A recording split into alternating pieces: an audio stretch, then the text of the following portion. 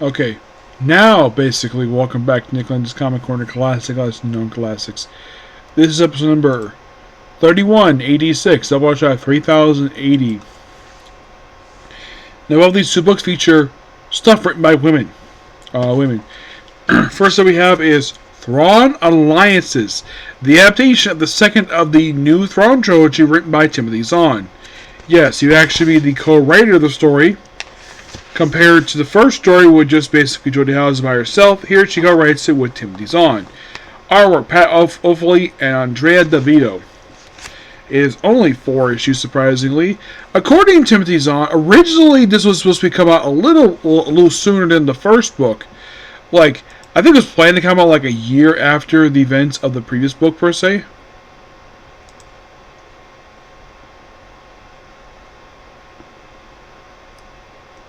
I believe it was, yes.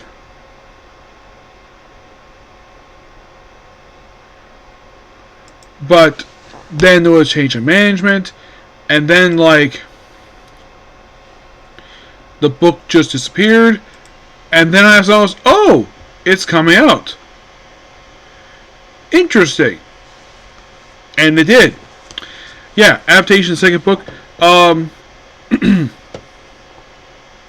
This mostly picks up right where not long after the previous book left off, where, yeah, and this has been a while since this book came out, but the end of the first book, Thrawn met Vader for the very first time.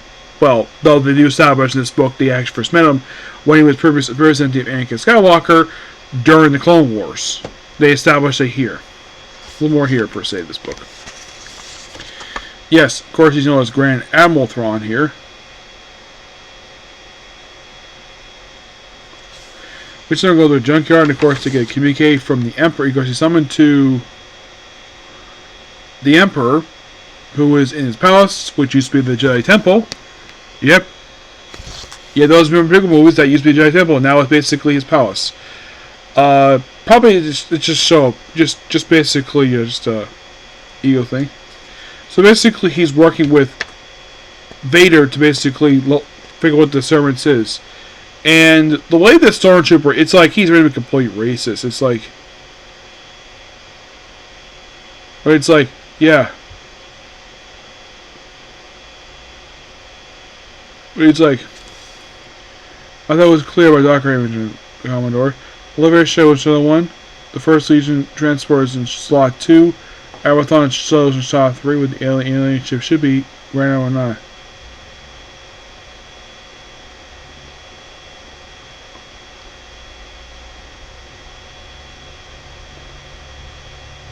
Yep, and then of course Vader is on board, obviously.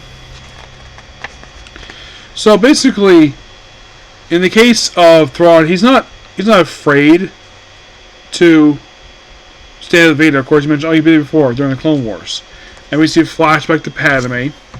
Yep. This was basically like, then she goes to the funeral of.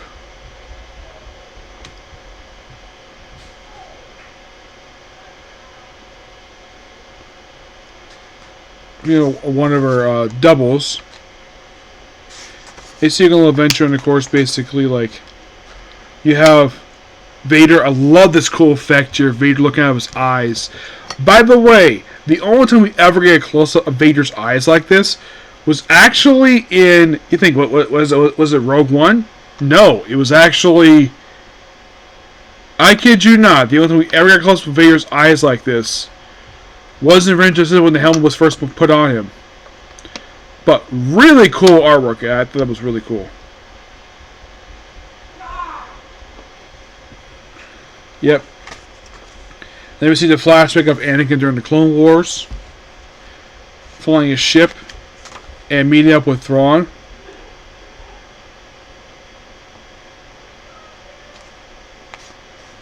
Which, of course, he's referred as Thrawn, despite the fact that in the first book, when he first showed up, he referred to himself as his birth name, then he went by Thrawn as more appropriate name.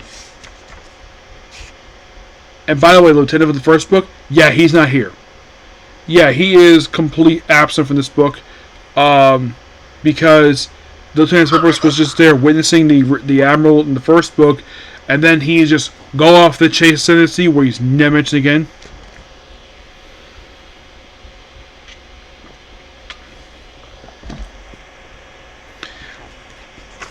Again, some conflict here.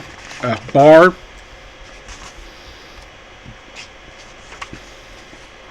Whichever similar happened at Bach 2. Yep. Yeah. And kind of what happened in the first issue.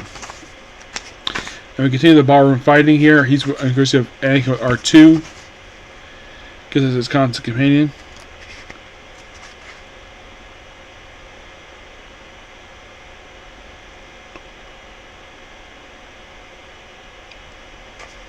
Their location, all about these bartenders per se. And they basically have to find one point that nearly frozen this whatever this gunk is. Like, first I've been trapped like this, but he's able to get out, not much of an issue.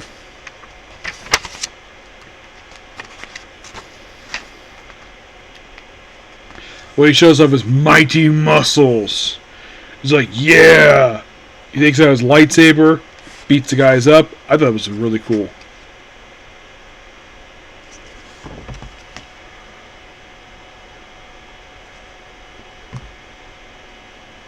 Then he proceeds to, like, I thought we were in a hurry. Yeah, he takes off his knife.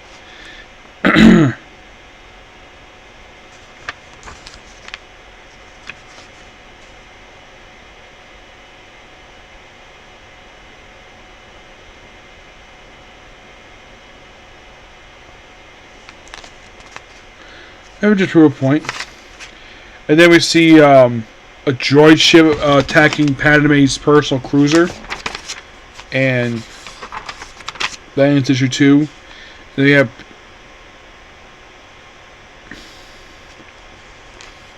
these raiders apparently raiding an Imperial ship.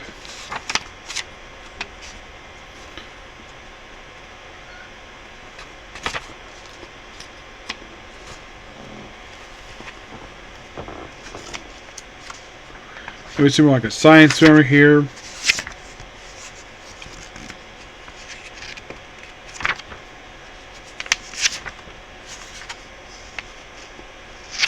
Yep.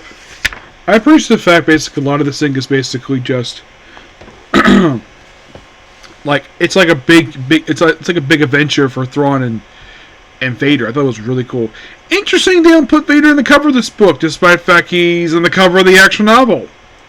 Yeah, if you look at the book Thrawn Alliance, Vader is on the cover. Here, just Thrawn himself. Not sure why Marvel did this for, but this was a pretty good book. Give it roughly a 9 out of 10. Next up we have is Action Comics Superstars. Yep. Excuse me. By the way, I will be getting hopefully my hands on that last trade. I feel like I Johnson's one, but this is basically an initiative that I've heard might be wrapping up this year. Who knows? We have roughly 2 main stories here, plus a backup story here. Okay, so this book collects Action Comics 1061 to 1063 and 1067 to 1069. Those might ask, Nick, where is 1064 to 1066? Well, there's a reason why those not in here. The reason is because it's part of the House of Brainiac crossover.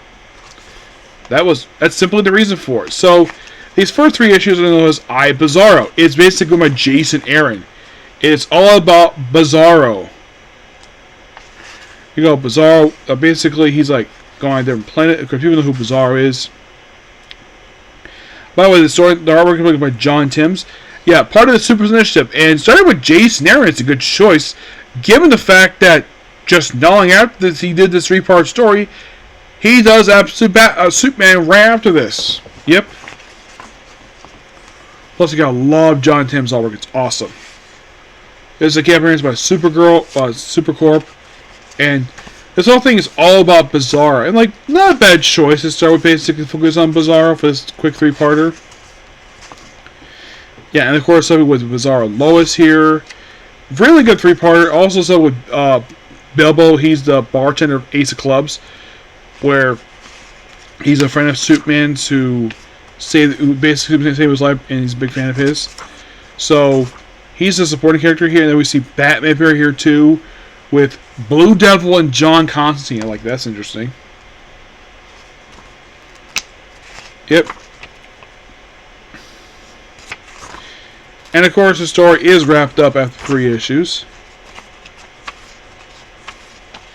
But it's a really cool story. But they get wrapped up appearance by Bizarro Joker, who was just like regular Joker, but just more crazier. Then we have them fighting them at the City Opera House. I thought it was really interesting here.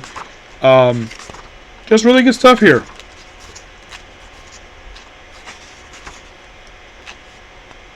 And then we have basically like Raphis, House Riddick, which discussed already. And then we have next 3-parter. By the way, there's a backup feature in here, written by Raymond Raw, called Lois and Clark and Love at Work. Yeah. So this 3-parter here is done by Gail Simone, who, unlike Jason Aaron, she actually has done a run for Action Comics before. Back in 2007. Yeah, this was interesting. Her make a brief return here for this quick 3-parter. By the way, a little fun fact: did you know that when she wrote Action Comics, she actually wrote the comic book debut of Livewire? Yep. And this is all about Superman's early career, with him basically wearing different S than usual. It's called Challenge from the Stars, and this whole 3-parter is, well, like I said, written by Gail Simone, art by Eddie Barrows. It's dedicated to Denny O'Neil and Neil Adams. You have Superman donning this outfit here, because of his early days of Superman.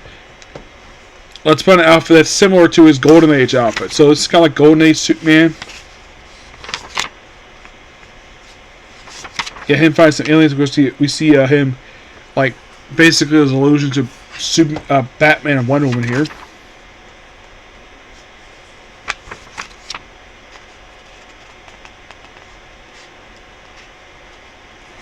It's all this really cool alien stuff here, and I thoroughly enjoyed this 3-parter. It was amazing.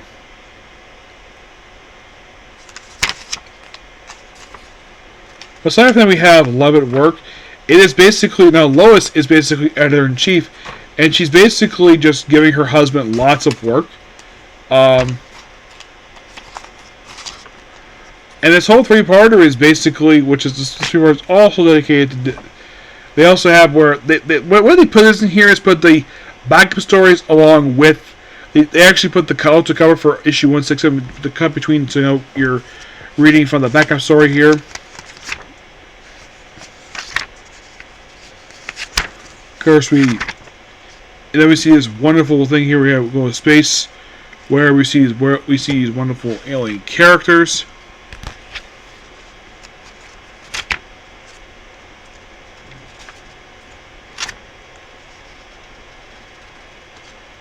Yeah, I think it's Jimmy. Yeah, they find these aliens here for these 3 issues. The thing gets wrapped up like so. There was a joke like, "Oh, did you call Lois Lana?" No, not really. And they wrap up the whole alien thing, which, if I call just alien Rhea stuff, but I thought the story was really cool.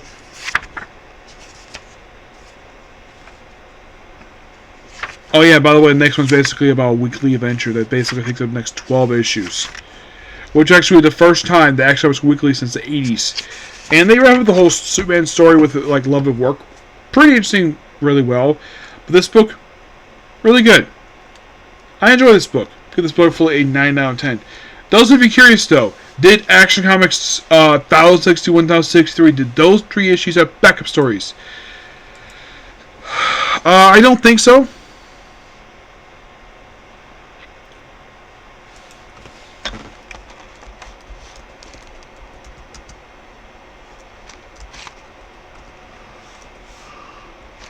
I think for a very brief period of time, DC stopped doing the backup feature for this book. For the Jason Aaron 3 issues he wrote, yeah, for this, yeah,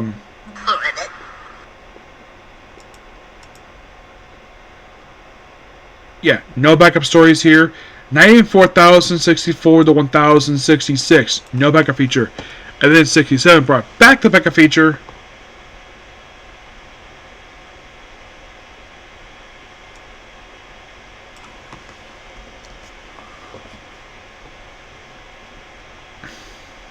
Oh, by the way, who takes over for the next run?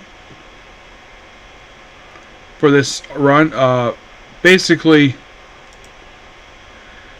the next writer will be Mark Wade.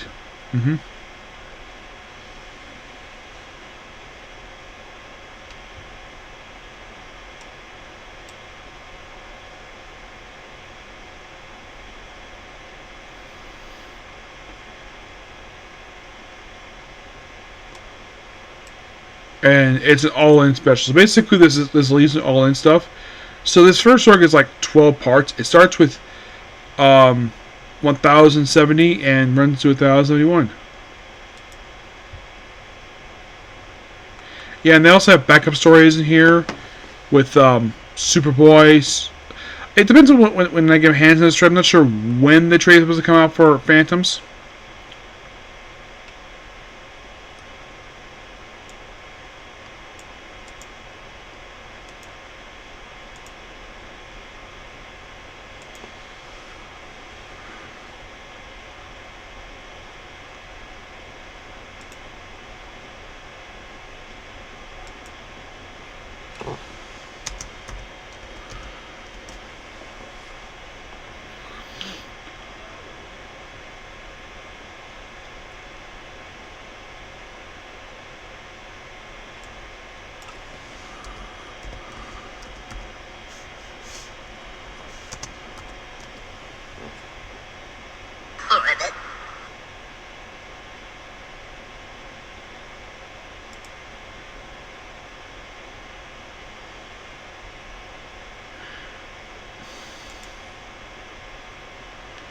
By the way, who writes the most recent one?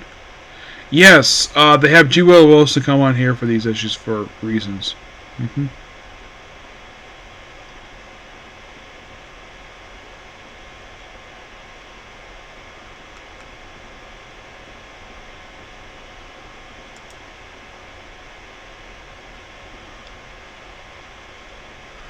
But yeah, interesting stuff here.